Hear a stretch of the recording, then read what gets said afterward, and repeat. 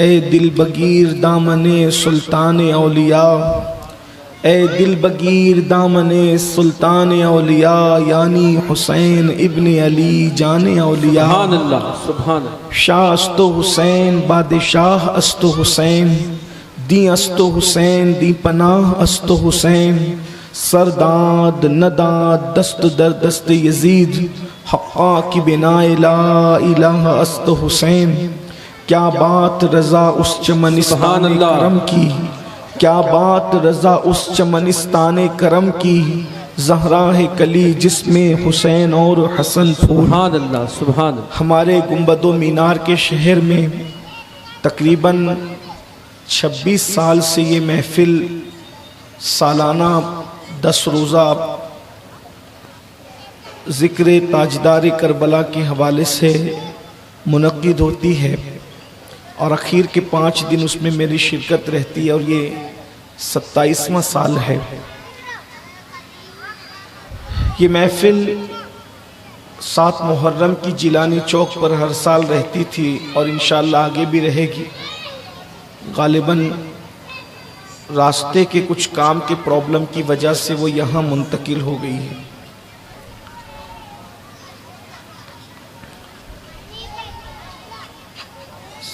سات راتوں سے ہمارے علماء الگ الگ عنوان پر گفتگو کر رہے تھے، اور آج میرے ساتھ آپ کی یہ 10 محفلوں کی پہلی ملاقات ہے۔ اس میں میں نے ایک آیہ کریمہ کے قصے کی تلاوت کی ہے، اور ترمذی شریف سے ایک حدیث مبارکہ کے کچھ حصے کو پڑھنے کا شرف حاصل کیا ہے۔ اسلام جو ہے وہ یہ درس دیتا ہے کہ ہمارے یہاں عبادت صرف ایک کی ہوگی، دوسرے کسی کی گنجائش نہیں ہے عبادت کے معاملے میں، اور محبت کچھ لوگوں کی اس مذہب میں فرض ہے۔ عبادت میں کسی کی گنجائش نہیں، عبادت میں کوئی نہیں سوائے اللہ، اللہ کے سوا کسی کی عبادت نہیں ہوگی۔ لیکن کچھ ہستیاں ہیں جن کی محبت کا حکم خود اللہ نے دیا ہے،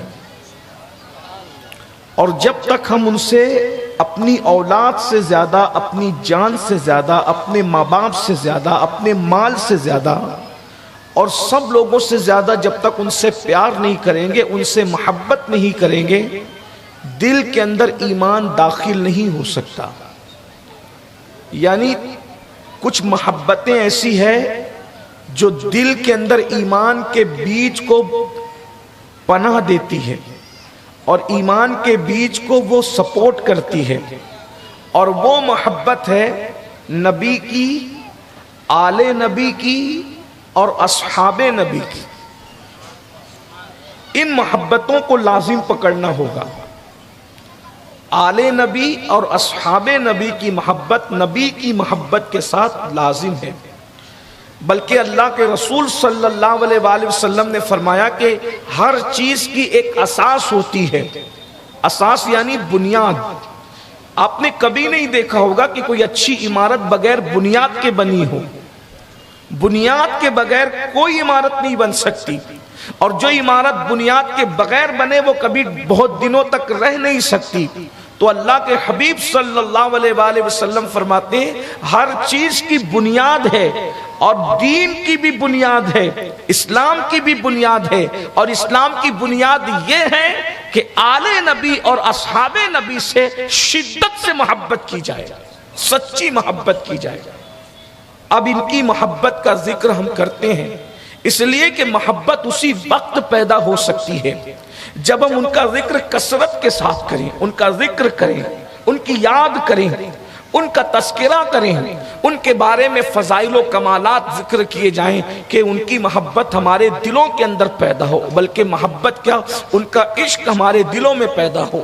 ہم لوگ جو کربلا والوں کی داستان ہر سال سنتے ہیں، میں سمجھتا ہوں کہ شاید شہر مالیگاؤں کے کسی مذہبی محفل میں इतने लोग शहर के एक साथ जमा नहीं होते जितना इमाम के जिक्र की महफिल के अंदर लोग ज़ौक़ व शौक़ के साथ शरीक होते हैं। उसकी वजह यह है कि दिलों के अंदर मोहब्बत नबी और आले नबी है, और हम जिनकी मोहब्बत में जमा होते हैं ये कौन लोग हैं। पहली बात मैं आपके सामने थोड़ा सा आगे बढ़ते हुए अर्ज करूं, अल्लाह तबारक व तआला वो है जो लवादहू ला शरीक है, उसका कोई शरीक नहीं, उसका कोई जिस्म नहीं, उसका कोई जिस्म नहीं, उसका कोई सानी नहीं, वो तसव्वुर में नहीं आता, वो तखय्युल में नहीं आता, वो ज़बान में नहीं आता, वो बयान में नहीं आता, वो खरीदा नहीं जा सकता, वो बेचा नहीं जा सकता, उसे खिलाया नहीं जा सकता, उसे पिलाया नहीं जा सकता, उसे लाया नहीं जा सकता, उसे ले जाया नहीं जा सकता, उसे उठाया नहीं जा सकता, उसे डुबाया नहीं जा सकता।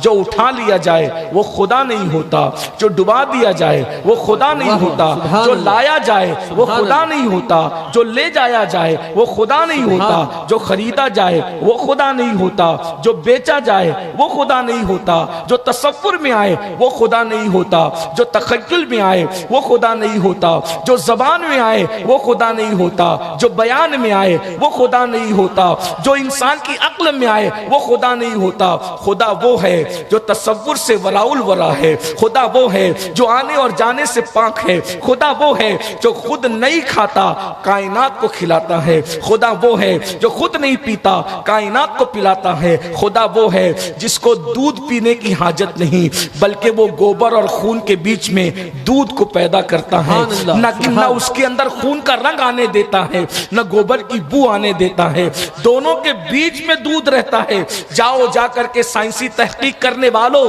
तहकीक कर लो, अल्लाह अकबर, थन के अंदर दूध होता कहाँ है, अल्लाह अकबर, गोबर और खून के बीच में होता है, मगर न खून की रंगत आने देता है, न गोबर की बदबू आने देता है, उसी को अल्लाह कहते हैं। और पीने वालों के लिए कहा जाता है, अल्लाह अकबर, ये पीने वालों के हलक से उतरने में जो बहुत आसान होता है। मेरे आका सल्लल्लाहु अलैहि वसल्लम के दीवानों, अब बताओ वो खुदा ऐसा नहीं दिखता।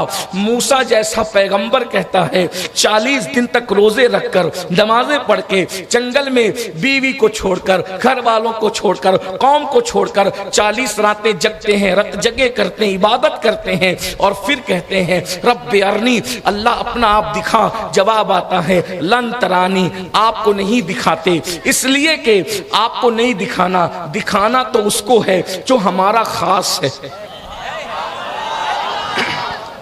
अपना आप उसको दिखाएंगे जो हमारा खास है।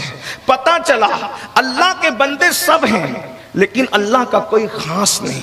जो सबसे खास है, खासुल खास है, वो आमिना का लाल है, और सिर्फ आमिना का लाल है। एक हस्ती है जो अल्लाह का खास है, सबकी रसाई रसूलुल्लाह तक है, और तन्हा रसूलुल्लाह की रसाई खास मामले में अल्लाह तक है। वहां कोई नहीं पहुंच सकता, जहां कोई नहीं पहुंचा वहां आमिना का लाल पहुंचता है। जहां जिब्रील का तसव्वुर नहीं पहुंचता वहां आमिना का लाल पहुंचता है। जहां मूसा मांग कर नहीं पहुंचे आमिना का लाल बिन मांगे पहुंचता है। जहां मूसा जाग कर नहीं पहुंचे वहां आमिना का लाल जगा कर ले जाया जाता है। तबारक अल्लाह, शान तेरी, तुझी को ज़ेबा है बेनियाजी, कहीं तो हो जोश लंतरानी, कहीं तकाजे विसाल के थे। एक हस्ती है जो अल्लाह का खास है, और ये सिर्फ मौलवी का अकीदा नहीं है। जिसको भी ईमान मिल जाए, मौलवी हो या डॉक्टर हो, सब यही कहते। याद रखना, डिग्रियों की बुनियाद पे अकीदे नहीं बदलते। अगर दिल में ईमान है तो जो अकीदा मौलवी का होगा वही डॉक्टर का होगा, जो मौलवी का होगा वही इंजीनियर का होगा, जो मौलवी का होगा वही सियासी लीडर का होगा। इसलिए कि दिल में ईमान है तो बोली एक होगी, दिल एक है तो बोली एक होगी। इसीलिए सिर्फ मौलवी नहीं कह रहा है, डॉक्टर भी कहता है अब्द दीगर अब्दहू चीज़े दीगर।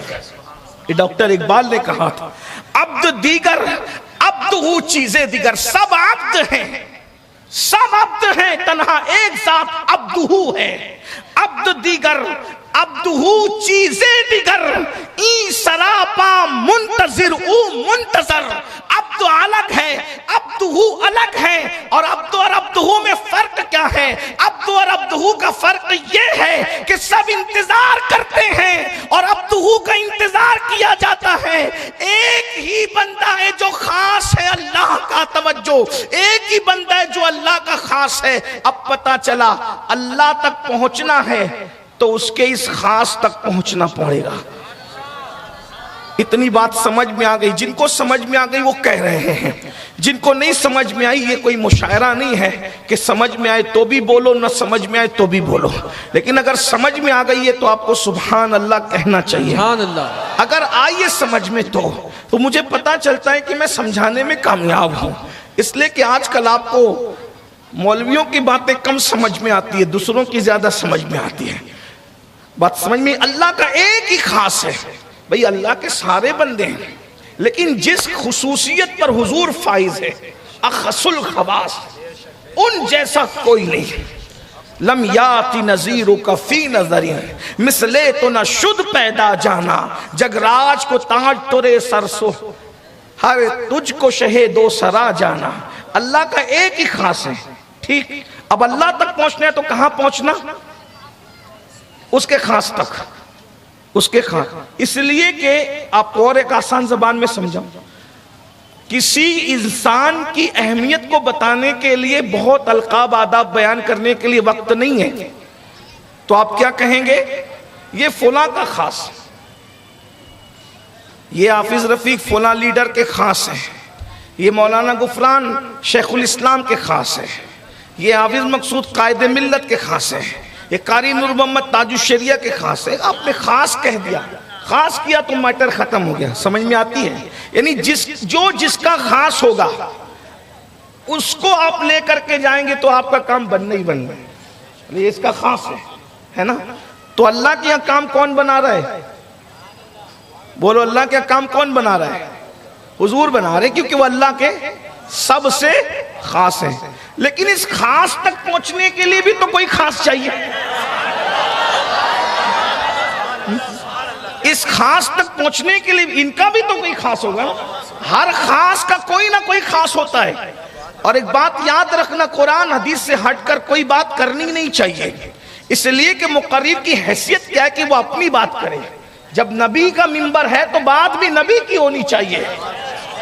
اللہ کے خاص کون ہے؟ رسول اللہ۔ اور میں نے آیت آپ کے سامنے پیش کرنے، اللہ خود فرماتے ہیں سبحان الذی اسری بعبدہ، یہ ہی بتا رہا ہے کہ وہ خاص ہے، اور کلمے کا عبدہ بتا رہا ہے کہ وہ خاص ہے۔ جب کلمے نے بتا دیا کہ اللہ کا خاص کون، کسی نبی کا کلمہ عبدہ نہیں تھا۔ لا الہ الا اللہ آدم صفی اللہ، لا الہ الا اللہ نوح نجی اللہ، یہ نام ہے، نہ عبد ہے نہ عبدہ ہے نہ عبدہ ہی ہے، صرف نام ہی نام ہے۔ اور وہ سب شان والے، یہ نہیں کہہ رہا ہوں کہ ان کو خصوصیت ہے، ان کو بندوں میں خصوصیت حاصل ہے، رسول ہے، نبی ہے، نبیوں میں جس کو خصوصیت حاصل ہے وہ ایک ہی ذات ہے، میرا تمہارا آقا آمنہ کا لال ہے۔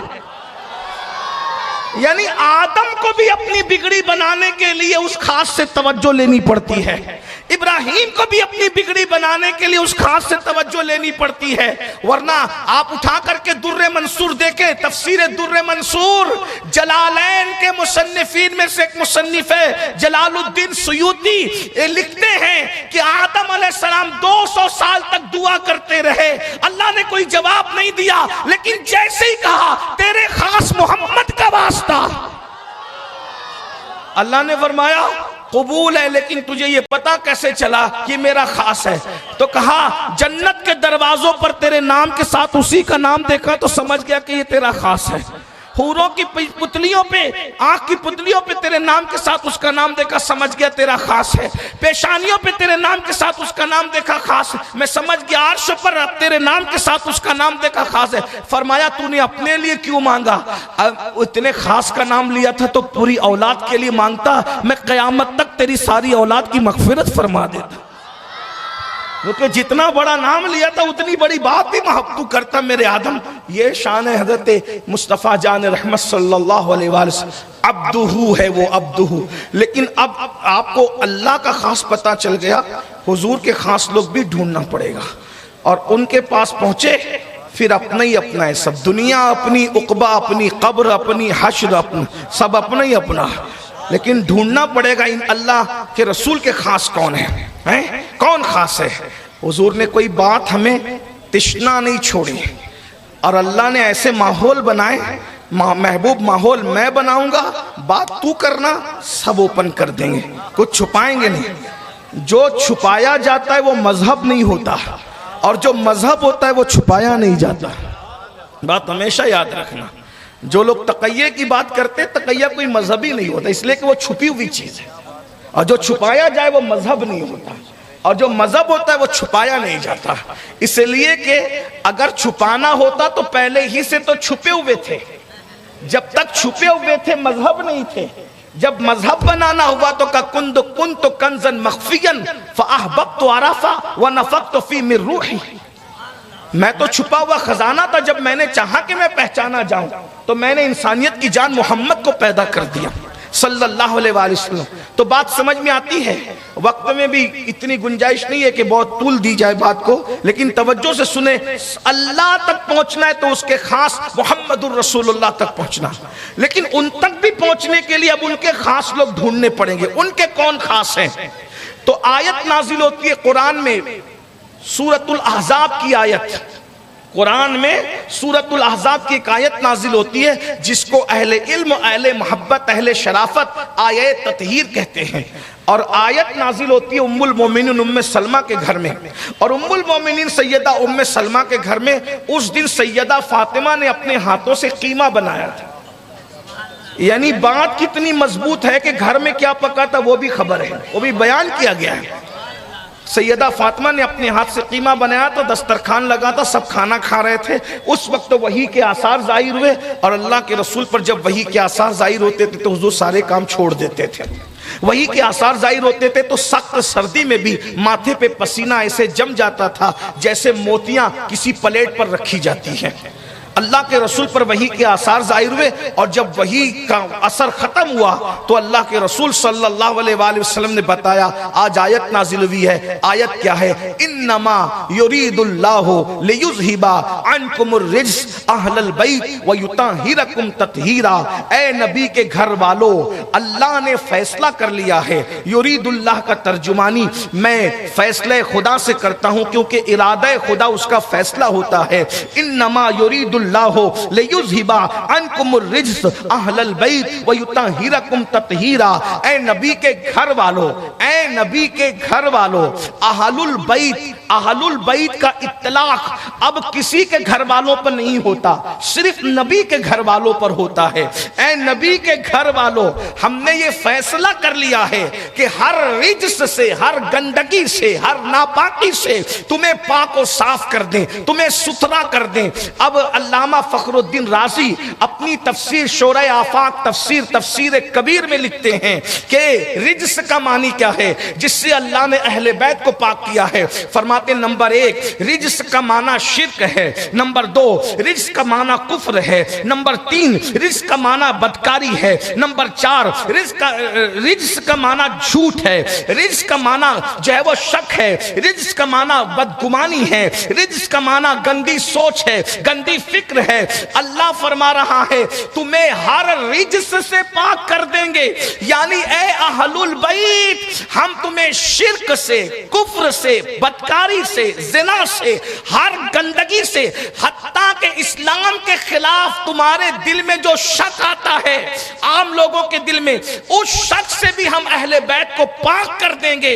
امام رازی کہتے ہیں رجس کا جو جو معنی ہے سارے معنی سمیٹ کر کہا، جس کو بھی لوگ گندگی کہتے ہیں، ناپسندیدہ کام کہتے ہیں، وہ ساری چیزوں سے اہل بیت کو پاک کر دیا جائے گا۔ اب اہل بیت 3 قسموں میں بٹ گئے۔ نمبر 1 نبی کی بیویاں اہل بیت، اور نبی کی بیویاں تو گھر والی اہل بیت، اس میں کسی کو شک نہیں، اس لیے کہ ہر ایک کی بیوی اس کی گھر والی ہوتی ہے۔ ہم بھی کہتے ہیں میری گھر والی نے ایسا کیا، میری گھر والی نے، تو سب کی بیویاں ان کی گھر والی ہوتی ہے۔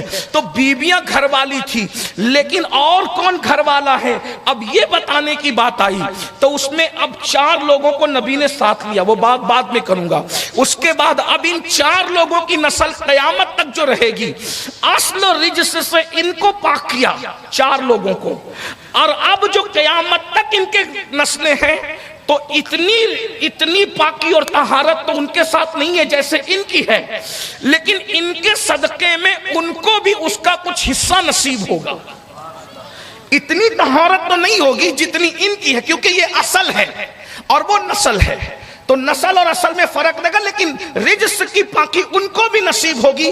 جو جتنا اللہ رسول سے قریب ہوگا اتنا اس کو رجس سے اللہ تبارک و تعالیٰ پاک فرمائے گا۔ لیکن اب یہاں امہات المومنین یہ چار اور وہ پوری نسل، تو امہات المومنین اور پوری نسل کے بیچ میں یہ چار، جب آیت نازل ہوئی یرید اللہ لیذھب عنکم الرجس اہل البیت ویطہرکم تطہیرا، جو آیت میں نے پڑھی، تو اس دن اللہ کے رسول نے دائیں طرف سیدہ فاطمہ کو بٹھایا، سیدہ کائنات کو فاطمہ الزہرا کو، بائیں طرف مولا علی کو بٹھایا، امام حسن اور امام حسین کو اپنی گود میں بٹھایا، اور گود میں بٹھا کر کے ایک چادر لی، وہ چادر خیبر سے آئی ہوئی تھی، اس کو کالے رنگ کی چادر تھی، حضور کو کالی رنگ کی چادر بہت پسند تھی، اور اس پر اونٹ کے کجاووں کی تصویر بنی ہوئی تھی، یعنی کہ کتنی باریکی سے بات بیان ہو رہی ہے، ایسے اٹھ پٹانگ باتیں نہیں ہوتی۔ یہ سارا منظر کون بیان کر رہا ہے؟ ام المومنین سیدہ طاہرہ ام سلمہ رضی اللہ تعالیٰ عنہ، یہ سب انہی کے گھر میں ہو رہا ہے۔ اون کی بنی ہوئی چادر کالے رنگ کی اونٹ کے کجاووں سے سجی ہوئی اللہ کے رسول نے اپنے سر پہ ڈالی، اور سر پہ ڈالی تو اس میں پانچوں کو ایک ساتھ لے لیا، یعنی 5 تن جسے ہم پنج تن کہتے ہیں، وہ پانچوں کو ایک ساتھ لے لیا۔ اس حدیث کو حدیث قصہ کہتے ہیں، اور نبی کی چادر میں آنے والوں کو آل ابا کہتے ہیں۔ اسی لیے اب دنیا میں کوئی آل ابا نہیں ہے، اور دنیا میں کوئی صاحب قصہ نہیں ہے، بے دم یہی تو 5 ہے۔ مقصود کائنات خیر النساء حسین و حسن مصطفیٰ علی، یہ 5 تن ایک ساتھ ہو گئے۔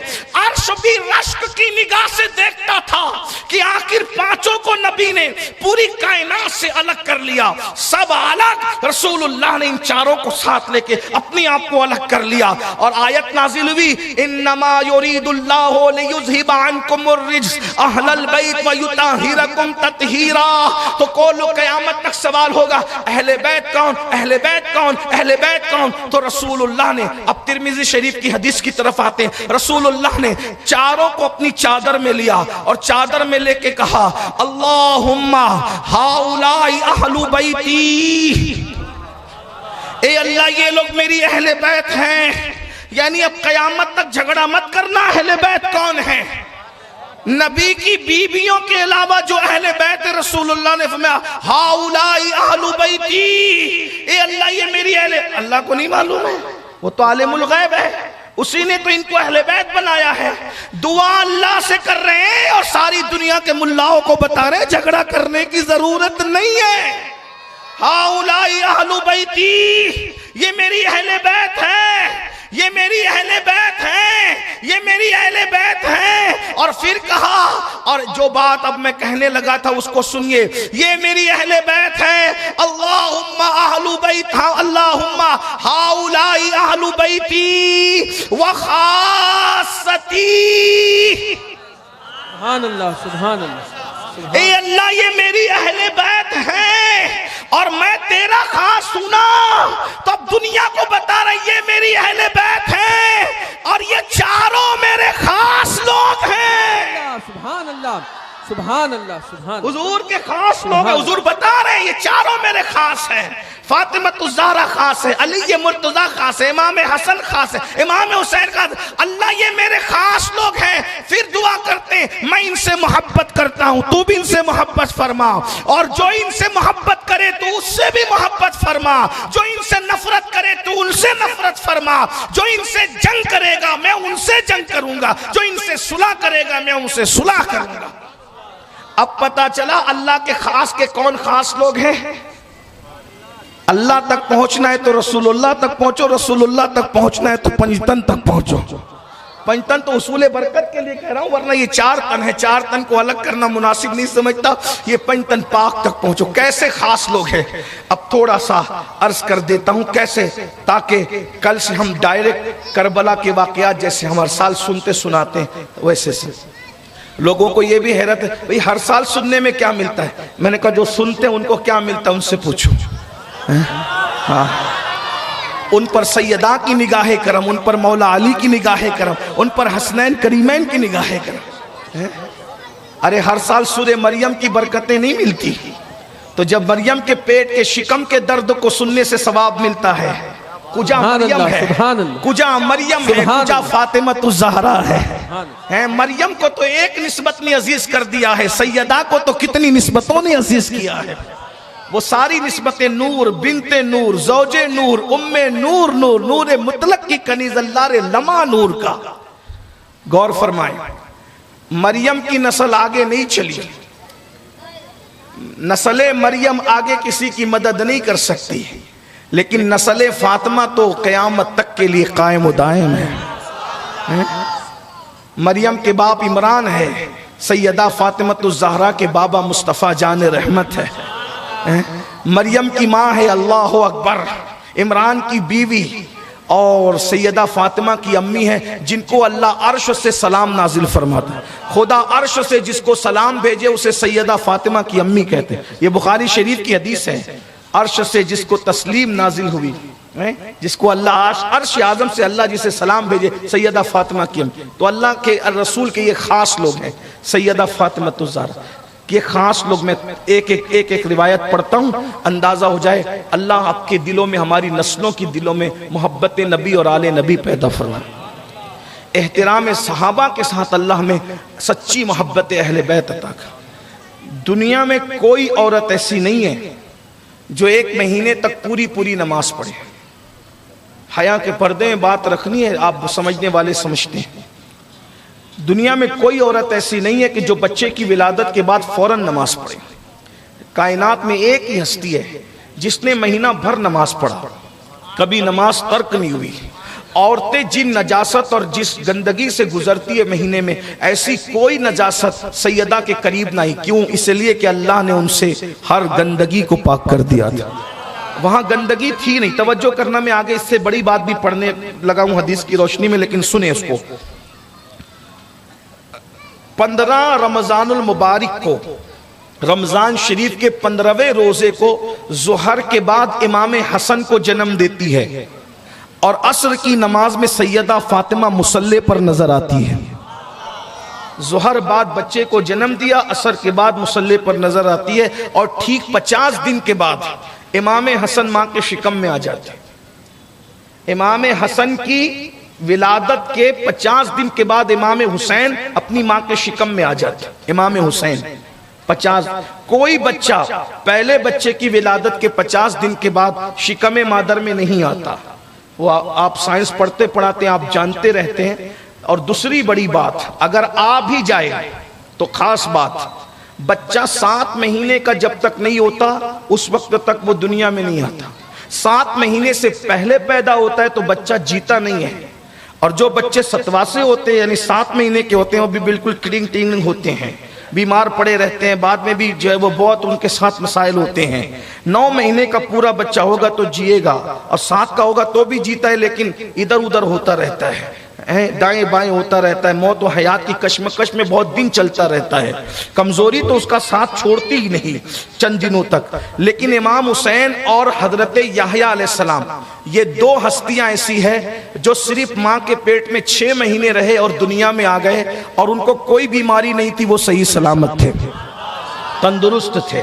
یہ خاص لوگ ہیں حضور کے، اللہ کے رسول کے خاص. میں اس پر پوری زندگی کہتا رہوں نا کہ خاص لوگ ہیں، اس لیے کہ حضور علیہ السلام کا جو عام آدمی ہے اس کا کوئی مقابل نہیں ہے نا. ابھی میں اگر وقت ہوتا تو میں آپ کو سمجھاتا کہ حضور کا عام آدمی کون ہے. اگر آپ کو کہیں تو میں سمجھاؤں آپ کو. تو مجھے جو عنوانات آپ نے دیے بہت سارے، پھر میں وہ نہیں بیان کر سکوں گا. بہت ساری چٹھیاں آئی تھی، میں نے سوچا اس کو لوں، لیکن اب وقت میں گنجائش نہیں، تو میں آپ کو سمجھاتا ہوں حضور کا عام آدمی کون.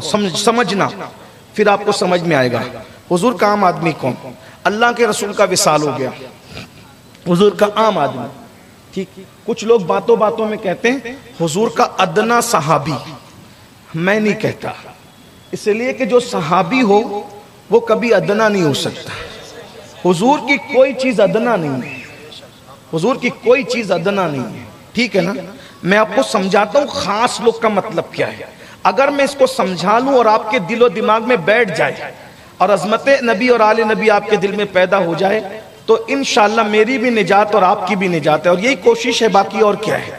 صرف نوکری کرنے لگے اہل بیت کی، ان کی غلامی کرنے آئے ہیں، اور کوئی بات نہیں ہے۔ یہ حدیث 1450 سال پہلے کی، میں کوئی نئی نہیں پڑھ رہا ہوں۔ یہ حدیث ترمذی میں ہے، سوائق المحرقہ میں ہے، کنز العمال میں ہے، المعجم الکبیر میں ہے، اور کس حدیث کا نام لوں بعد میں جتنی کربلا پر کتابیں لکھی گئی ہے سارے مصنفین نے لکھا، لیکن اس کو سمجھانے لگا ہوں۔ اللہ کے رسول کہتے ہیں یہ میرے خاص لوگ ہیں، خاص ستی یہ میرے خاص لوگ ہیں، لیکن حضور کا عام آدمی سمجھ میں آئے گا نا تو آپ کو خاص بھی سمجھ میں آئے گا۔ حضور نے پردہ فرمایا، اللہ کے رسول کا وصال ہوا، حضور علیہ الصلوۃ والتسلیم کا جسم اطہر 3 دن تک حضور کے حجرے میں رکھا رہا، یعنی حضور کا پیر کے دن وصال ہوا، پیر کا پورا دن حضور کے حجرے میں رہا، منگل کے دن بھی رہا، اور بدھ کو شام کے وقت حضور علیہ السلام کو قبر انور میں رکھا گیا۔ وصال کے 3 دن کے بعد رکھا گیا۔ یہ 3 دن کیوں لگے اس کو بھی پہلے میں آپ کے سامنے رکھ دوں۔ کچھ لوگوں کا خیال ہے کہ سب چھوڑ چھاڑ کے بھاگ گئے تھے اس لیے 3 دن وہ رکھا رہا، یہ جھوٹ ہے، لعنت اللہ علی الکاذبین۔ کوئی چھوڑ کے نہیں بھاگا تھا، اور وہاں بھاگنے والے لوگ بھی نہیں تھے۔ اصل میں یہ تھا کہ حضور علیہ السلام کا حجرہ آپ دیکھ رہے ہیں، اللہ نے جن کو دکھایا ہے وہ تصور میں لائیں۔ ابھی حضور علیہ السلام کا جو مزار ہے وہ 2 حجروں کا مجموعہ ہے، ایک سیدہ فاطمہ کا حجرہ ہے، ایک سیدہ عائشہ کا۔ اس وقت جس دن حضور کا وصال کے بعد جسم رکھا تھا حجرے میں، وہ ایک ہی حجرہ تھا صرف سیدہ عائشہ کا، یعنی موجودہ حجرے کا آدھا حصہ تھا۔ اب اس میں 1 لاکھ سے زیادہ صحابہ تھے جنہوں نے رسول اللہ پر سلام پڑھنا تھا، کیونکہ رسول اللہ کی نماز جنازہ ایسی نہیں ہوئی جیسے عام لوگوں کی ہوتی ہے، 4 تکبیروں کے ساتھ جنازہ پڑھتے ہیں دعا اس میت کی مغفرت کے لیے، ویسا نہیں۔ ان کا امام کون بنے گا؟ امام الانبیاء کا امام کون بنے گا؟ ان کے لیے مغفرت کی دعا کون کرے گا؟ جس کو اللہ نے شفاعت کبریٰ کا تاج عطا کیا ہے، جو وجہ تخلیق کائنات ہے۔ میدان محشر تو ہے اسی لیے، فقط اتنا سبب ہے انعقاد بزم محشر کا کہ ان کی شان محبوبی دکھائی جانے والی ہے۔ کون مائی کا لال ہے جو ان کا جنازہ پڑھے مغفرت ہو؟ تو ہمارے جنازے کی طرح حضور کا جنازہ نہیں ہوا، بلکہ ہم تو حضور کے وجود ناز کو وصال کے بعد بھی جنازہ کہنے کا حوصلہ نہیں پاتے، کیونکہ ہمارا پورا مسلک ادب ہے۔ تو جس میں اثر رکھا ہوا ہے، اب 10 12 صحابی آتے ہیں اور حضور پہ درود و سلام پڑھ کر جاتے ہیں۔ آپ اپنے پیر کے انتقال کا منظر ذہن میں رکھیں، جب آپ اپنے مرشد، اپنے عالم اور اپنے باپ کا آخری دیدار کرتے ہیں تو آپ ایسا نہیں سوچتے کہ جتنا زیادہ کر لوں، ہٹاتے بھی تو لوگ ہٹتے نہیں ہیں۔ جب باپ کے لیے، پیر کے لیے، اچھے عالم کے لیے آخری دیدار میں آپ نہیں ہٹتے تو وہ صحابہ کرام تھے میرے بھائی، وہ کیسے کیسے ایک سیکنڈ میں نکل جاتے، آتے تھے، درود پڑھتے تھے، سلام پڑھتے تھے، رو دھو کر کے پھر ان کو نکالا جاتا تھا۔ تو 10 12 لوگ آ رہے ہیں، جا رہے ہیں، آ رہے ہیں، جا رہے ہیں، تو اس درود و سلام پیش کرنے میں ایک آدمی کو وقت دیا گیا، اس میں 3 دن لگ گئے۔ یار لوگوں نے اس پر قصہ گڑھ لیا کہ سب چھوڑ کے بھاگ گئے تھے اس لیے 3 دن، کوئی 3 دن اس لیے نہیں لگے۔ 3 دن لگنے کی وجہ آپ سن لیں، یہ وضاحت اس لیے کر رہا ہوں کہ یوٹیوب کے جو نابالغ محققین ہیں وہ آپ کے ایمان اور عقیدے کو گھن کی طرح چاٹنا چاہتے ہیں، تو ہماری ذمہ داری ہے کہ ہم آپ کی کچھ اصلاح کریں کہ وجہ کیا تھی۔ بات تو 3 دن کی صحیح ہے، لیکن اس کے پیچھے ریزن کیا تھا وہ نہیں بتاتے، اس میں کچھ گڑھ لیتے ہیں۔ تو بہرحال تو آتے رہے، جاتے رہے۔ پھر اس کے بعد جو ہے وہ بدھ کی شام کو حضور کو قبر انور میں لٹانے کے لیے حضرت مولا علی، حضرت قسم، یہ حضرت عباس کے بیٹے ہیں، یہ سب لوگ جو ہے وہ قبر شریف میں اترے ہیں۔ اب وہ حضور کو قبر میں لٹا رہے ہیں، حضور کا عام آدمی، ادنا نہیں، عام آدمی سمجھنا، پہلے میں بہت دور سے لا رہا ہوں، اگر یہ اللہ آپ کو آپ کے دل میں بات اتار دے حضور کے خاص لوگ کون ہیں اور کیسے ہیں۔ تو حضور علیہ السلام کو جب قبر میں اتارنے لگے تو ایک آدمی سفر سے آیا، وہ مسلمان تو تھا لیکن صحابی نہیں تھا، وہ مسلمان تھا مگر صحابی نہیں تھا۔ کیوں؟ کلمہ تو اس نے پڑھ لیا تھا مگر اس نے حضور کا چہرہ دیکھا، اور صحابی کی تعریف کیا ہے کہ جو ایمان کی حالت میں حضور کو دیکھے اور ایمان ہی کی حالت میں دنیا سے چلا جائے اس کو کیا کہتے ہیں؟ صحابی۔ تو وہ مسلمان تو تھا لیکن صحابی نہیں تھا، کیونکہ اس نے حضور کو دیکھا نہیں تھا اور وہ حضور سے ملاقات کے لیے آیا تھا۔ پورا مدینہ غم میں ڈوبا ہے، رو رہے ہیں، جنات تک کے رونے کی آواز ہے، جانور تک پر غم کا اثر ہے، پورا مدینہ سوگوار ہے، غموں میں ڈوبا ہے۔ وہ آتا ہے اور آ کر کسی رونے والے سے پوچھتا ہے کیوں رو رہے ہو، کیا ہوا؟ تو کہا ہمارا تو سب لٹ گیا۔ کہا کیا؟ کہا کہ اللہ کے رسول پردہ فرما گئے۔ کہا لٹا تمہارا نہیں میرا، کیونکہ میں جس کے دیدار کو آیا تھا اب تو میں اس کا دیدار ہی نہیں کر سکتا۔ تو سارے جو صحابہ تھے، اتنے جتنے جمع تھے اور بھی جتنے صحابہ، سب نے حضور کو حیات کی حالت میں دیکھا تھا، لیکن اس بندے نے حیات کی حالت میں نہیں دیکھا، وصال کے بعد آیا۔ تو یہ بات مولا علی تک پہنچائی گئی۔ مولا علی سے کہا گیا ایک بندہ آیا ہے، اس نے حضور کو دیکھا نہیں ہے، زیارت کرنا چاہتا ہے، تو کیا کریں؟ کہ قبر انور میں تو حضور کو اتار دیا گیا ہے، تو کہا اتنی بڑی سعادت سے اس کو محروم نہیں رکھا جائے گا، بلاؤ اس کو۔ بلایا، حضور کے رخ انور سے نقاب ہٹایا اور کہا دیکھ لے۔ کیا کہا؟ دیکھ لے۔ توجہ کرنا، کیا کہا؟ دیکھ لے۔ اب اس نے حضور کو دیکھا، ایک نظر دیکھا، وصال کے بعد دیکھا، قبر کی مٹی برابر ہونے سے پہلے دیکھا، وصال کے بعد دیکھا، اور حضور نے کو جیسے اس نے دیکھا پھر حضور کے رخ انور پہ نقاب ڈال دیا گیا اور پھر اس کو ہٹا دیا گیا۔ یہ بندہ ہے تاریخ میں رسول اللہ کو وصال کے بعد سب سے آخری میں دیکھنے والا، ایک نظر دیکھنے والا۔ اس پر محدثین کا اختلاف ہو گیا کہ آیا اس کو صحابی مانے یا نہ مانے، اس کو صحابی مانے یا نہ مانے۔ لیکن جنہوں نے مانا نہیں مانا وہ محدثین کی بات نہیں، صوفیہ کہتے ہیں اس کو کچھ بھی مانو، صحابی مانو یا مت مانو، اس کو کچھ بھی مانو، مگر اتنا ضرور ہے کہ اس نے صرف ایک نظر، اس کا نام بھی نہیں ہے تاریخ میں، اس کا نام بھی نہیں ہے، اس کی زندگی بھی نہیں ہے۔ صوفیہ کہتے ہیں وصال کے بعد، قبر رسول میں لٹانے کے بعد ایک نظر اس نے رسول اللہ کو دیکھ لیا ہے۔ وہ ایک عام آدمی، صحابہ کی جماعت میں ایک عام آدمی جس کی صحابیت پہ کلام ہے کہ وہ صحابی ہے کہ نہیں ہے، اس کے بارے میں صوفیہ کہتے ہیں ایک سیکنڈ کے لیے اس کی نظر رسول اللہ کے چہرے پہ پڑ گئی، اب اس کا مرتبہ سارے ولیوں سے بڑا ہے، سارے اقطاب سے بڑا ہے، سارے کلندروں سے بڑا ہے، سارے ابدالوں سے بڑا ہے۔ صحابہ کے بعد جتنے مراتب ہیں ان میں سب سے بڑا مرتبہ غوث، قطب، کلندر، 40 سال تک عشاء کے وضو سے پڑھنے والا، جو نماز پڑھتا ہے 40 سال تک عشاء کے وضو سے فجر کی نماز، وہ ولی ہو، یا 70 سال جنگلوں میں عبادت کرنے والا ولی ہو، وہ بھی اس کے مرتبے کو پہنچ نہیں سکتے۔ کیوں؟ کیونکہ اس نے ایک مرتبہ آمنہ کے لال کو دیکھا، اس لیے اس کے مرتبے کو کوئی ولی، کوئی غوث، کوئی کلندر، کوئی قطب نہیں پہنچ سکتا۔ مجھے بتاؤ جو ایک نگاہ رسول اللہ پہ ڈال لے اس کا یہ مقام ہے۔ اب سنو، رسول اللہ جس نالین کو اپنے پیر میں پہن لے تو پھر انسان کہتے ہیں جو سر پہ رکھنے کو مل جائے نالے پاک حضور تو پھر کہیں گے کہ ہاں تاجدار ہم بھی ہیں۔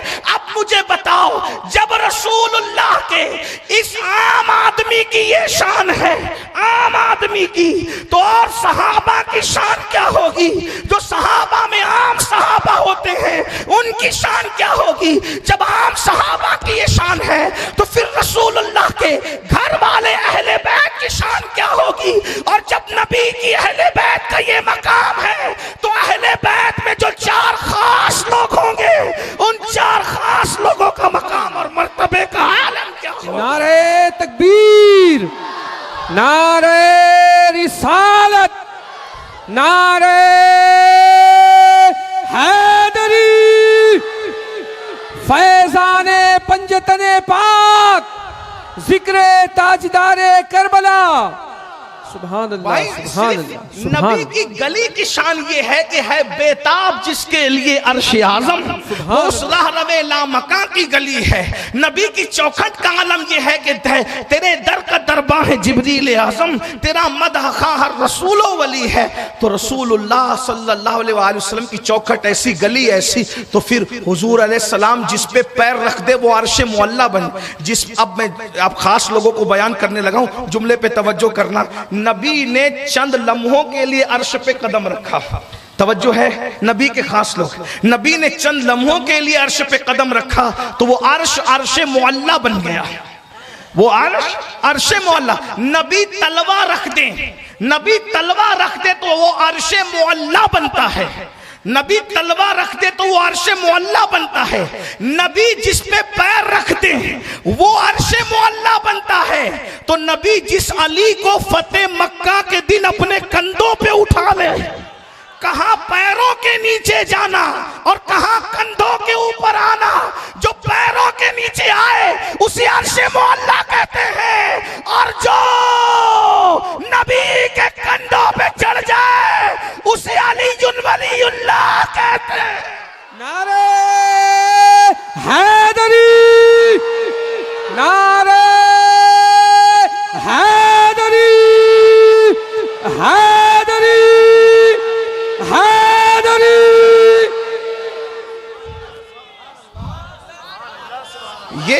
یہ ہمارے کلمے کا جز نہیں ہے، یہ کلمے کا جز نہیں ہے، لیکن یہ ہمارے عقیدے کی حقیقت ضرور ہے کہ علی اللہ کا ولی ہے۔ جب عبد القادر جیلانی اللہ کے ولی ہے، غریب نواز اللہ کے ولی، تو علی کیوں ولی نہ ہو؟ اور نبی نے ان کو ولی بنایا، نبی نے تو جو عرش پیروں کے نیچے ہے وہ معلیٰ ہے، اور وہ علی جو کندھوں پر اٹھا، اور حضور نے کندھوں پہ چندی لوگوں کو اٹھایا، حضور نے کندھوں پہ کس کس کو اٹھایا؟ اللہ اکبر، سیدہ فاطمۃ الزہرا کو اٹھایا، رسول اللہ گود میں اٹھائے رکھتے تھے۔ بھائی ذرا غور فرمائیں، گود میں جس کی، حضور کی گود میں جس کی پرورش ہوئی اسے سیدہ فاطمہ کہیں، یہ نبی کے خاص لوگ ہیں۔ اور ایک بات بتاؤں، بتانے بیٹھی ہے تو بتا دوں، مولا علی حضور علیہ السلام سے کب جڑے؟ اس لیے کہ ہر ایک کے جڑنے کا ایک وہ ہے نا، کوئی حضور علیہ السلام سے 40 سال کے بعد جڑا، کوئی 50 سال کے بعد جڑا، کوئی 53 سال کے بعد جڑا، کوئی 55 سال کے بعد جڑا، کوئی 60 سال کے بعد جڑا۔ کچھ لوگوں کا حال تو ہے وآخرین منہم لما یلحقوا، کہ آخری میں آ کے ملے ہیں نا، تو قرآن سورۃ الجمعہ ہے، اور وآخرین منہم لما یلحقوا سے مراد امام اعظم مراد لیے گئے ہیں کہ، اور ہم لوگ تو بہت بعد میں جڑے۔ میں تو کہتا ہوں اللہ کرے ہم جڑے ہوں، اس لیے کہ والذین معہ، جڑنے والوں کی جو پہچان ہے وہ ہمارے اندر ہے ہی نہیں۔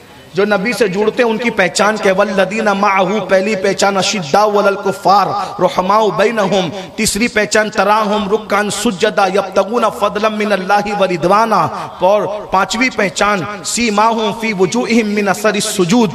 لیکن ہم میں سے کوئی پہچان ہمارے اندر تو ہے ہی نہیں، ہم تو رات دن کافروں کے طریقے پہ عمل کر رہے ہیں، مشرکین کے طریقے پہ عمل کر رہے ہیں، کھاتے ہیں ان کے طریقے پہ، سوتے ہیں ان کے طریقے پہ، بالوں کا اسٹائل ان کے طریقے پہ، صبح کا اسٹائل ان کے طریقے پہ، شام کا اسٹائل ان کے طریقے پہ، شادیاں ان کے طریقے پہ، ڈی جے لگا رہے ہیں، ناچ رہے ہیں، گا رہے ہیں، اور شراب پی رہے ہیں، جوا کھیل رہے ہیں، گانجا پی رہے ہیں، پتہ نہیں کس کس بلا میں مبتلا ہیں۔ یہ مسلمانوں کے کام نہیں ہے، یہ مسلمانوں کے کام نہیں۔ ہم نے اپنے بڑوں سے سنا تھا کتا کبھی کھیر نہیں کھاتا، اور اگر کھا لے تو کتے کو کھیر ہضم بھی نہیں ہوتی۔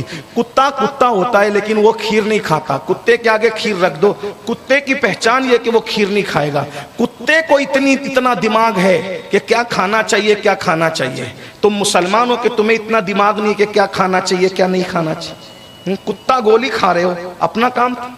جب کتا کھیر نہیں کھاتا تو تم کتا گولی کیوں کھاتے؟ بتا، ہنسنے کی بات نہیں، یہ ہنسنے کی بات نہیں، ذرا غور کیجئے۔ تم گانجا کیوں پی رہے ہو؟ تم گانجا کیوں پی رہے ہو؟ بھائی کبھی شیر کو گھاس کھاتے دیکھا؟ شیر کو بھی اتنا دماغ ہے، گھاس میری غذا نہیں ہے۔ بکری کو کبھی آپ نے اس کی غذا چھوڑ کر کوئی دوسری غذا کھاتے دیکھا؟ اس کو اتنا دماغ۔ اللہ کے بندو سوچو، ذرا غور کرو، انسان بنو، انسان بنو۔ تو جو رسول اللہ سے جڑے ہیں، حضور سے جو جڑے ہیں، الگ الگ عمروں میں آ کے جڑے، لیکن علی وہ ہیں جن کے والد کے گھر میں حضور کا پورا بچپنا گزرا۔ اور جب رسول اللہ 29 سال کے ہوئے تو مولا علی اپنی ماں کے پیٹ میں آئے. اور ایک بات بھی آپ کو بتا دوں، ذمہ داری سے بتا رہا ہوں، جب بچہ پیدا ہوتا ہے تو اس کو کبھی دایا نہلاتی ہے، کبھی ڈاکٹر نہلاتی ہے، کبھی نرس نہلاتی ہے. علی کیا مقدر لے کر آئے تھے. جب مولا علی پیدا ہوئے آنکھیں بند تھی، ان کی ماں نے کہا کہ میرا یہ بیٹا کتنا خوبصورت ہے مگر نابینا ہے، اندھا دکھتا ہے. تو حضور نے فرمایا میرے بھائی کو میری گود میں لاؤ. حضور نے گود میں لیا تو علی دیکھ کر کے مسکرائے اور سب سے پہلے رسول اللہ کو دیکھا. نہلانے کی بات آئی تو اللہ کے رسول نے فرمایا میرے بھائی علی کو میں اپنے ہاتھ سے غسل دوں گا. اب جملہ غور کر لیں، یہ نبی کے خاص لوگ ہیں. پہلا غسل علی کو نبی دیتے ہیں، یہ نبی کے خاص لوگ ہیں. پہلا غسل علی کو نبی دیتے ہیں اور نبی کو آخری غسل علی دیتے ہیں. توجہ فرمائیں، یہ نبی کے خاص لوگ ہیں. اللہ تک پہنچنا ہے. اس کا یہ مطلب نہیں کہ استغفر اللہ صحابہ کو چھوڑا جائے، ایسا نہیں. خلفائے راشدین کی یہ نہیں، یہ کبھی مت سوچنا. سچے اہل بیت کے عشاق وہی ہیں جو خلفائے راشدین کی عظمت کے ساتھ، صحابہ کی عظمت کے ساتھ اہل بیت کو مانتے ہیں. توجہ کرنا کہ کتنے خاص لوگ ہیں. رسول اللہ سیدہ فاطمہ کو اپنی گود میں کھلا رہے تو مولا علی کو بھی اپنی گود میں کھلا رہے. اور ایک بات یاد رکھنا، سیدہ فاطمہ کا نام بھی نبی نے رکھا تو مولا علی کا نام بھی نبی نے رکھا. امام حسن کا نام بھی نبی نے رکھا، امام حسین کا نام بھی نبی نے رکھا، سیدہ زینب کا نام بھی نبی نے رکھا، سیدہ ام کلثوم کا نام بھی نبی نے رکھا، یعنی رسول اللہ نے. لیکن چونکہ چاروں پہ بات چلی تھی خاص لوگ، کتنے خاص لوگ ہیں. اللہ کے رسول علیہ السلام فرماتے ہیں میں نے اپنی بیٹی کا نام فاطمہ اس لیے رکھا ہے کہ اللہ نے فاطمہ پر بھی جہنم کو حرام کر دیا ہے، اور جو لوگ قیامت تک فاطمہ سے محبت کریں گے ان پر بھی جہنم کی آگ حرام کر دی گئی ہے. یہ محبت کا صلہ ہے. یہ بخاری شریف کی حدیث ہے. جو لوگ اور کتابوں کو نہیں مانتے میں ان کو دعوت دیتا ہوں، یہ بخاری شریف کی حدیث ہے کہ جو فاطمہ الزہرا سے محبت کرے. بھائی جو جس سے محبت کرتا ہے اس کا ذکر کثرت سے کرتا ہے. کچھ ہمارے جوان بلکہ ہمارے صوفیہ سے پرانا طریقہ یہ ہے، صوفیاء کرام جو خانقاہی لوگ ہیں نا پرانے، دیکھیں جو نئی خانقاہیں بنتی ہے تو نئی خانقاہ ایک الگ چیز ہوتی ہے. بچے چلاتے ہیں اس کو، کچھ دائیں بائیں سے لوگ نکل کر کے اچانک کوئی بچے خانقاہ چلانے لگتے ہیں، کوئی ادھر ادھر سے لا کر کے خانقاہ. لیکن جن کی خانقاہیں موروثی ہیں تو وہاں روایتیں صدیوں سے آتی ہیں. تو ہمارے یہاں جو صوفیہ کی خانقاہ جو صدیوں کا ایک تسلسل ہے، سلسلۃ الذہب، کڑی در کڑی. کڑی لوہے سے نہیں ملتی، کڑی عقیدے سے ملتی ہے. جو قادری ہو وہ غوث پاک کے عقیدے کا ہو تو قادری ہے، جو نقشبندی و مجدد الفسانی کے عقیدے کا ہو تو وہ مجددی ہے، سہروردی ہو حضرت شیخ شہاب الدین عمر سہروردی کے عقیدے کا ہو تو وہ سہروردی ہے، چشتی ہو غریب نواز کے عقیدے کا ہو تو وہ چشتی ہے. یعنی ٹائٹل سے آپ نہیں بنتے جب تک کہ عقیدہ وہ والا نہ ہو، بزرگوں والا عقیدہ. تو ہمارے یہاں خانقاہوں میں ایک رسم ہے کہ جب بھی نبی کا نام آتا ہے یا اہل بیت کا نام آتا ہے تو لوگ سر جھکاتے ہیں ادب سے. تو ایک مرتبہ میں محفل میں تھا، سیدہ کا نام آنے پہ ایک جوان نے سر جھکایا تو کوئی ایک صاحب اس میں بدعتی موجود تھے جن کو یہ انداز ہضم نہ ہوا. کہا یہ تم لوگ کیا نیا کرتے ہو؟ کہا سید اس کو سمجھاتا کیوں نہیں ہے کہ یہ سیدہ کے نام پہ اس طرح کرتا ہے، یہ کون سی بدعت ہے؟ میں کہا مولوی صاحب یہ بدعت نہیں ہے، یہ تو آپ کو بھی کرنا پڑے گا قیامت کے دن. آپ نہیں کرتے، آپ یہاں نہیں کرتے مولوی صاحب، مسلک بدلو، ادب والے بنو. سبحان اللہ، یہ سبحان تو آج یہاں نہیں کرتے وہاں کرنا پڑے گا. بولے کہ کیا کرنا پڑے گا؟ میں نے کہا ابن حجر کو مانتے ہو؟ مفتی اعظم مکہ کا بہت بڑا محدث ہے. میں نے کہا اسی محدث نے لکھا ہے. کیا لکھا ہے؟ میں نے کہا جب قیامت کا دن ہوگا تو عرش کے نیچے سے آواز آئے گی، اور ابھی تک کوئی محدث اور محقق یہ بتا نہ سکا کہ وہ آواز کس کی ہوگی. یہ بات یاد رکھنا.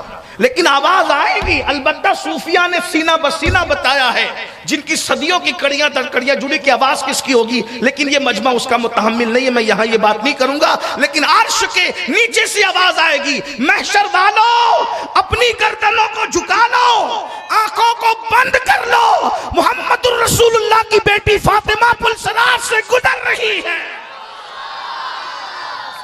یہ نبی کے خاص لوگ ہیں جن کے لیے پورے محشر کی گردن جھکے گی. وہ نبی کی شہزادی ہے.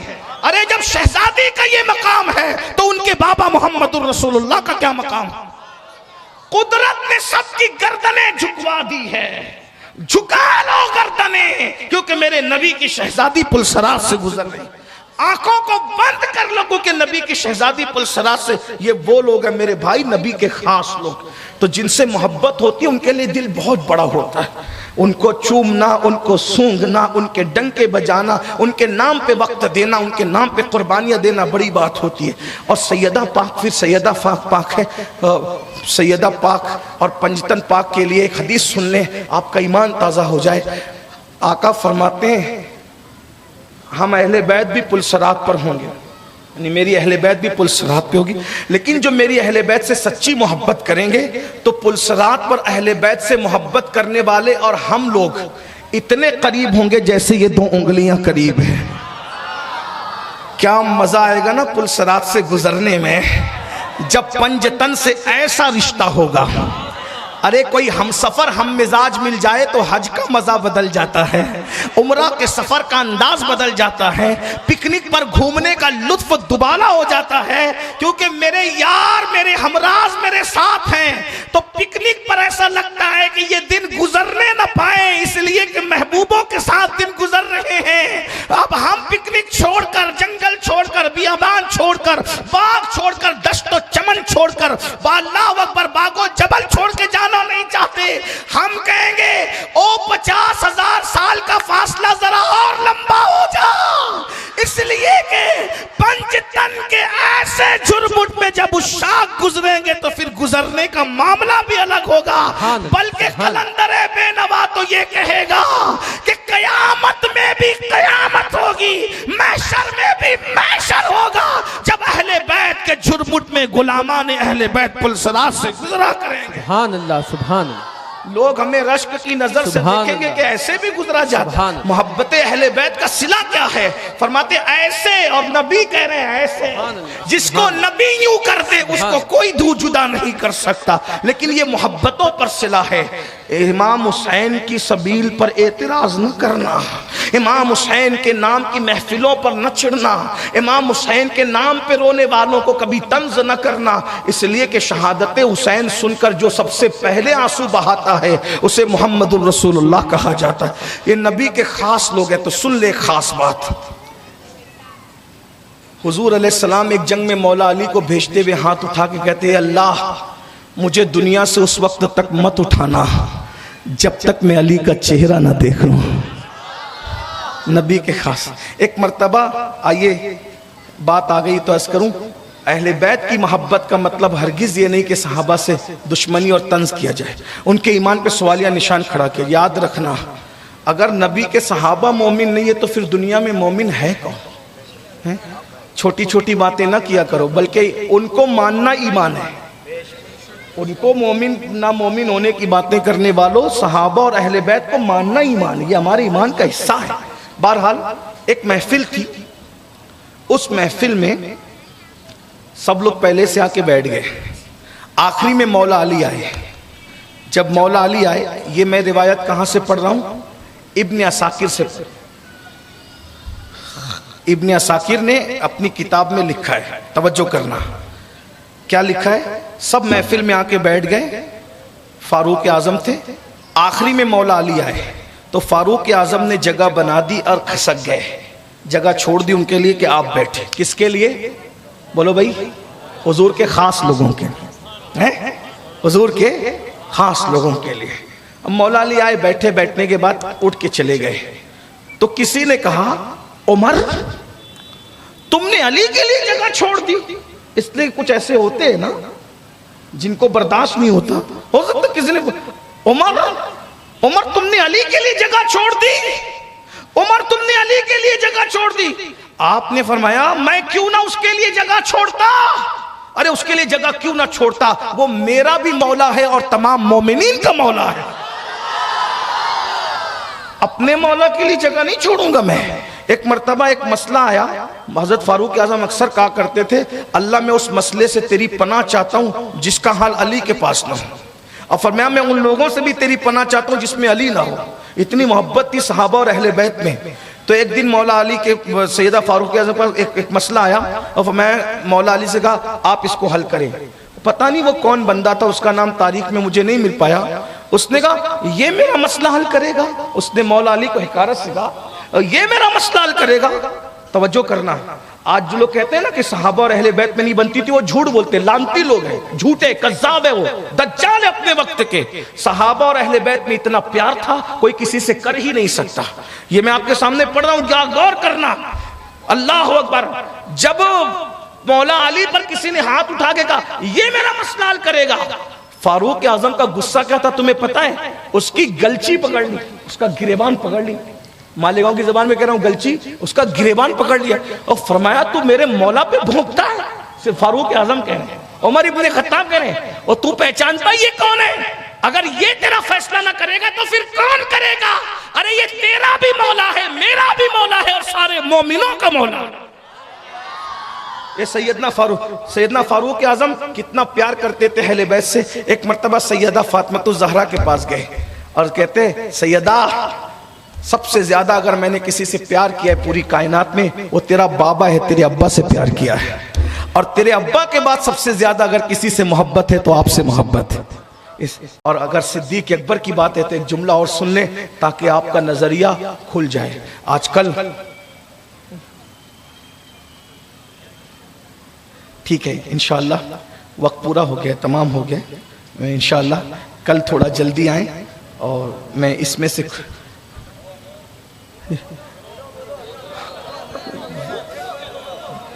پرمیشن بتا رہے، پرمیشن کا ٹائم ختم ہو گیا. اچھا چلیں 2 منٹ میں صدیق اکبر کی بات سن لیں. چلیں ٹھیک، اتنی بات سن. یہ جو نظریات پھیل رہے ہیں نا کہ صحابہ اور اہل بیت میں آپس میں جھگڑا تھا اور اس نے اس کا کھا لیا تھا، اس نے، یہ سب غلط باتیں، جھوٹ ہے، اس کی کوئی حقیقت نہیں ہے. اور سیدہ فاطمہ الزہرا ناراض تھی سیدنا صدیق اکبر سے یا فاروق، یہ سب جھوٹی باتیں، ایسا کچھ نہیں تھا، کوئی ناراضگی نہیں تھی. بلکہ آپ کو بتاؤں یہ بات صدیق اکبر کی ظاہری حیات میں اٹھی. جو لوگ پڑھے لکھے ہیں میں ان کو حوالہ ان کے سامنے رکھ رہا ہوں. ہماری کتابوں میں تو یہ بات موجود ہے لیکن دوسروں کی کتابوں میں بھی طبرسی نے بھی اس کو اپنے احتجاج میں لکھا ہے.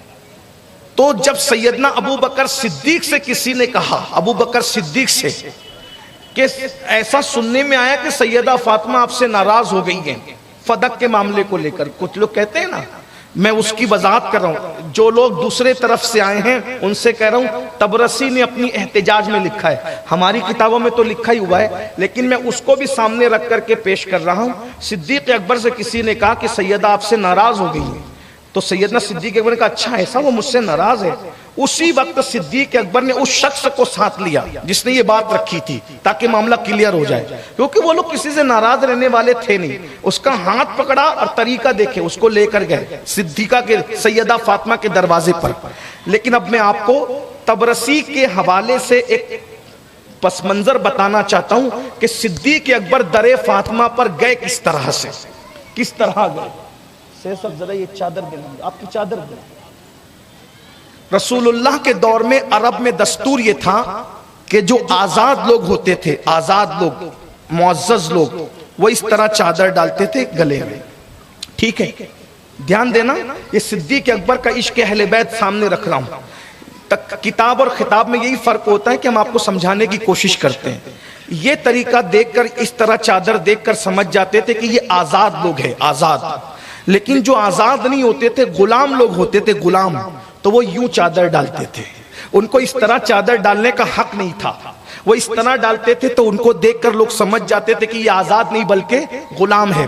صدیق اکبر نبی کے پہلے جانشین، نبی کے مصلی کے پہلے امام، صحابہ کرام کے امام.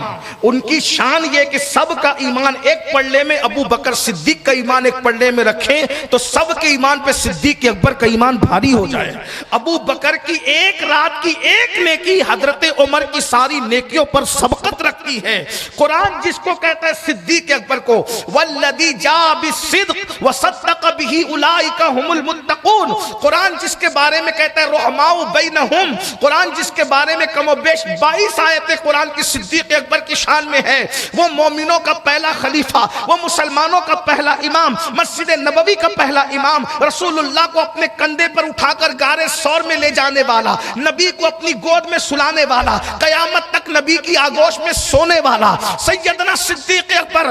جب کہنے والے نے کہا کہ فاطمہ تم سے ناراض ہے، تو صدیق اکبر تو کئی غلام آزاد کرنے والے آدمی تھے، لیکن جب درِ زہرا پر گئے تو چادر یوں رکھ کر کے نہیں گئے، بلکہ چادر کو یوں ڈال کر کے گئے ہیں۔ وہ انداز جو غلاموں کا انداز ہے، اور سدھ سیدہ کے دروازے پہ دستک دی، آواز آئی کون؟ تو فرمان سے کیا ابو بکر آپ کے بابا کا غلام ہوں۔ پھر کہا کس مقصد سے؟ ملنا چاہتا ہوں، علی سے اجازت لے کر بتائیں۔ اجازت ہے، اندر گئے، اس کو ساتھ لے گئے، سیدہ پردے میں تھی۔ صدیق نے پوچھا میں نے سنا ہے کہ آپ مجھ سے ناراض ہیں۔ آپ نے فرمایا نہیں تو کون کہتا ہے؟ کہا یہ کہتے ہیں کہ آپ مجھ سے ناراض ہیں۔ اور پھر اس کے بعد صدیق نے کہا سیدہ توجہ کرو، اب یہ تو ان کی کتاب سے، اب ہماری اپنی کتاب سے سنو۔ صدیق اکبر کہتے سیدہ ہم نے جو ہجرت کی ہے نا، ہجرت کیوں کی؟ عبادت کیوں کی؟ نیکیاں کیوں کی؟ 3 مقصد ہے اس میں، عبادت، ہجرت، نیکی کرنے میں۔ ایک تو اللہ راضی ہو جائے، ایک تو رسول اللہ راضی ہو جائے، اور ایک تو آپ اہل بیت راضی ہو جائے۔ ہم نے جتنی نیکیاں کی ہے تمہاروں کو راضی کرنے کے لیے کی ہے، تمہیں راضی کرنے کے لیے کی ہے۔ اور اب ان کی کتاب سے کہتے سیدہ اگر آپ مجھ سے ناراض ہے تو سنیں، جیسے میں آپ کے بابا کا غلام تھا ویسے میں آپ کا بھی بردہ ہوں، بردہ۔ اگر آپ کو روپیوں کی، پیسوں کی ضرورت ہے، میں اور میرا پورا خاندان آپ کا بردہ ہے، بردہ۔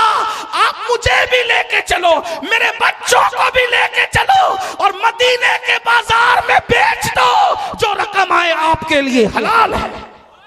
یہ صدیق اکبر ہے، فرماتے ہیں ارقبو محمدن فی اہل بیتی۔ بخاری کی روایت ہے کہ رسول اللہ کی قربت کو ان کی اہل بیت کی قربت میں تلاش کرو، کہ رسول اللہ کی قربت ان کی اہل بیت کی غلامی میں تمہیں نصیب ہوگی۔ اس لیے کل سے ذکر اہل بیت اور داستان اہل بیت آپ کو سننے ملے گی۔ کل کا پروگرام انشاءاللہ جلدی شروع ہو جائے گا۔ آج کل عشاء لیٹ ہے، تو جنہوں نے عشاء نہیں پڑھی ہے جماعت ثانی کا بانو قاسم مسجد میں انتظام ہے، پڑھ کے جائیں، شربت کا اہتمام کریں۔ 9-10 تاریخ کو روزہ رکھیں، خرافات نہیں کریں، جھگڑا نہیں کریں، میلے نہیں لگائیں، اور سچی توبہ کریں۔ امام حسین دین بچانے کربلا میں گئے تھے، دین پہ عمل کرو، شراب سے بچو، جوے سے بچو، بری عادتوں سے بچو، برے کاموں سے بچو، نماز کی پابندی کرو۔ درمیان گفتگو کوئی غلطی ہو تو اللہ معاف کر دے۔ استغفر اللہ وما علینا الا البلاغ۔ السلام علیکم ورحمۃ اللہ۔